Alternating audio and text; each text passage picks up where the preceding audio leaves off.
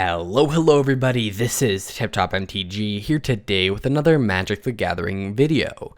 In today's video, we are going to be playing some MTG Arena Brawl in celebration of the launch of Kaldheim.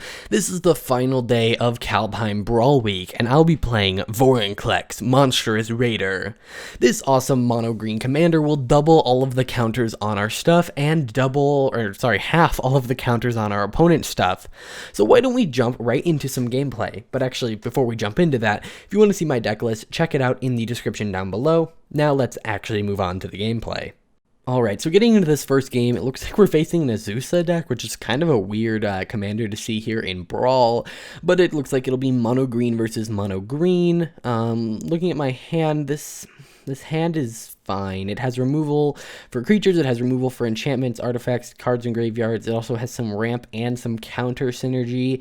So yeah, the one big problem from like the one game I've played of this deck is that it feels bad to cast something like Yoru before I get Vorinclex down. So we're gonna have to see what the plan here is. If there's a lot of pressure, I'll just drop down Yorvo, but if not, I'd like to double the counters with Vorinclex. So yeah, it looks like next turn we're going to play Crawling Barrens and then have the mana up for Return to Nature. The next turn we'll cast Cultivate, bringing us up to 4 lands and guaranteeing that we hit our 5th. And then once we get our 6th, which will be on turn 5, ideally, we'll be able to cast ourselves Vorinclex, who has haste and all that, so we should be able to just swing. Our opponent is playing incredibly slowly, but they have the Lovestruck Beast, which is not a bad start for them. Yeah, we just kind of have to hope that we don't run into many issues. I really don't see Azusa being a big problem because by the time they get to her, are they going to have any lands in their hand? Probably not. It's one of my big problems with her is that, yes, if turn 3 you cast Azusa, you probably have, maybe 1 extra land that you can play, and that's it. You know, it just feels off, versus you could maybe have something that cares about when lands ETB, and then maybe have Azusa in the deck.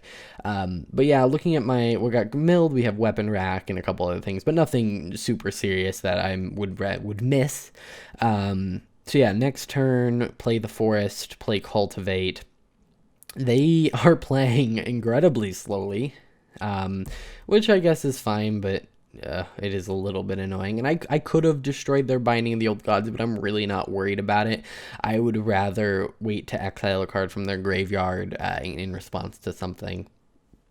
So yeah, they're going to exile some stuff. It really doesn't matter to me, especially because next turn we're going to be up to 5 mana. And then the following turn, we are guaranteed to get Vorinclex. I say guaranteed. They could have some weird, land removal or something. But assuming that everything goes to plan and I guess our opponent doesn't interfere, Vorinclex should be coming out soon. You'll notice they played Dryad of the Ilson Grove over their commander, which means they can play an extra 1 per turn, meaning if they get their commander, they can play 4 lands per turn, which sounds pretty impressive, but it's very difficult without a card that maybe lets you look at the top card of your library, and if it's a land, put it there, which is why I think Rada is just a better commander for this deck, and then you can throw Azusa into that deck, and, it's fine.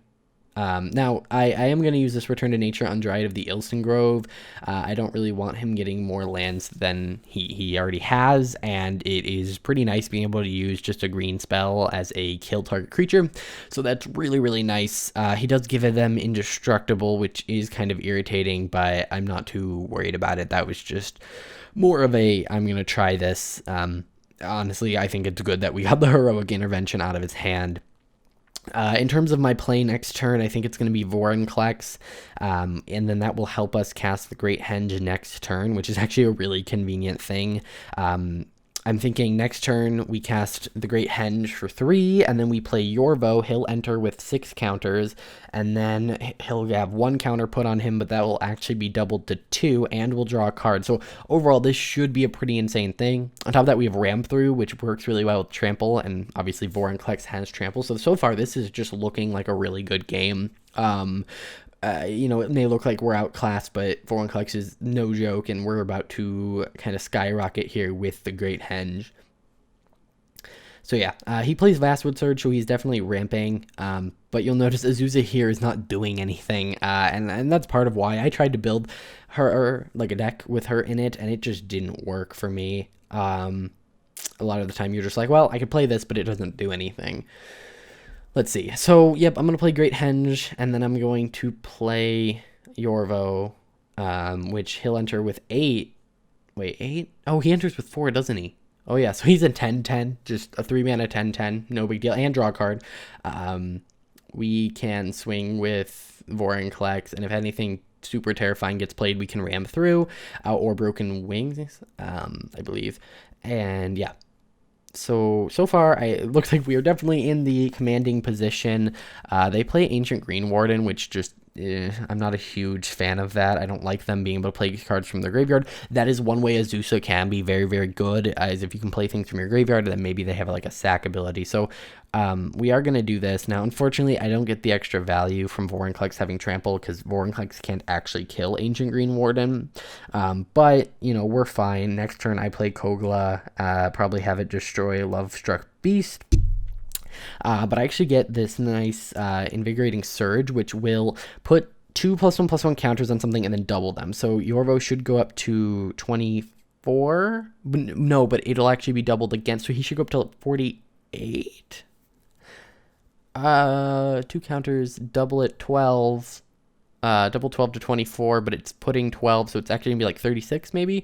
Either way, they don't block Yorvo, which is kind of the end of the game. Yeah, 36. So we just go and out of nowhere hit him for 20, or bring him down to -22. So yeah, Invigorating Surge is such an insane card, especially on a creature that has all counters. All right, so on to this next game. We're facing a Riel deck. This is going to be a deck that cares about discarding their cards and gaining value out of that. In terms of an opening hand, this is pretty good. We have a 2-cost creature into a 3-cost ramp spell into a pretty awesome Saga, which interacts incredibly well with Vorinclex. I hope we get to play him. We get to have it on the battlefield when he's out. It essentially turns into a 3-cost put a 1/1 on the battlefield and 6 counters on something, which is pretty insane. We also then just got another ramp spell, so this hand is looking pretty good and is probably setting us up for success. If we play Humble Naturalist and then the following turn cast Cultivate, that means that on turn 2 we'll have access to 3 mana here with the Mana Dork. Next turn, we'll put down a land for our 4th mana and then also Cultivate. So that means we are going to get this turn 4. Get a Vorinclex turn 4, just because next turn, 3rd land and a Cultivate, which will put our 4th land, and we have the Naturalist, and then the next turn we'll put down 5th land and the Naturalist. So yeah, pretty awesome, assuming they don't remove him. I know some people who really like to take out the mana ramp and some people who really don't. So I am going to Cultivate here, putting down the Forest, and yeah, we pretty much can just block Riel at this point, although I don't know if I necessarily would, just because of how easy it is for her power and toughness to go up. One spell that makes you discard, and she can really easily get up in power. They do play a 3/2, but I'm not necessarily worried about it. Yeah, Tormenting Voice, for instance, could really skyrocket Riel's power, but they discarded that. So yeah, Fertilid is a very interesting card because it'll enter with double counters, and I think Vorinclex is the way to go here. We can pretty safely swing. They have no mana, and our guy has Trample, so we do just get a kind of a free 6 damage here. Next turn, assuming we untap with it, we can have Snakeskin Veil ready to protect Vorinclex, which will actually put 2 +1/+1 counters and give him hexproof, so that's just an insane card. Honestly, Vorinclex is so crazy, and we haven't drawn any of our Planeswalkers. If we draw certain Planeswalkers, we kind of just win the game. Now, he is bouncing it back to our hand, which does really suck. Luckily, we have the land, so we'll be able to replay it next turn, but he kind of just undid our turn and a previous turn, so he kind of just took an extra turn in a way. Of course, that's not exactly true, because we are still drawing cards and developing our hand. But yeah, he definitely, that definitely was kind of a setback. Now we are able to actually use Castle Garenbrig, really luckily, to be able to cast Vorinclex, leaving exactly 1 mana open for that Snakeskin Veil, so that we can protect it if he does something similar next turn, which it would not surprise me. Riel can be a very control-y deck, being both in blue and red. He discards a card to draw a card, which is I don't know. He doesn't now just because I don't know. Maybe he's looking for some sort of weird zero cost answer. I can't think of any in standard right now, but yeah. So yeah, it's looking pretty good. Next turn, we can maybe drop in the first Iroas games, and he plays Teferi, which he enters with 1 loyalty counter, and since he has a +1 ability, he will never have more as long as Vorinclex is on the battlefield. So he gets the ability to discard a card, then, you know, draw a card, then discard a card, which is really nice with Riel, especially because it can be done on both players' turns. But I never have to worry about him phasing things out, and his ultimate is basically non-existent. If you are running a Vorinclex deck against a Planeswalker deck, it can be devastating for them. And a lot of people are still, like, it's very similar to Questing Beast, I feel like, where there are going to be a lot of rules questions, where there are people, you know, with Questing Beast, like, how come my creature with protection still died? And you have to explain, oh, yada yada, this rule. With Vorinclex, there's a lot of things, like the interaction with enemy sagas, we have Planeswalkers, all sorts of weird nonsense. Now, you'll notice, I think I'm going to cast Iroas games, and you'll see a really cool interaction where we actually get the first and second steps at the same time, because when it enters the battlefield, you get 1, but then when a counter's put on it, you get 2. So we actually get both effects, and because it's putting counters, we're actually going up to 12 here, and this actually wins us the game because we swing, right? And we are going to bring them down to 1 life. And so if they have a response, they're going to do it right here. And we're hoping for a response. And they do it, which is really nice, because now we know the only response they could have is in mono red. And there's not really anything that could save them here. So that means we can give it hexproof and +1/+1. For instance, if I would have done that first in response to it, they could have unsummoned it. But because I was patient and waited, we did this. Also, they would have been pretty close to, like, even if that would have happened, I could have rammed through to one of their creatures to get that extra damage in. Either way, it leads us to a victory again.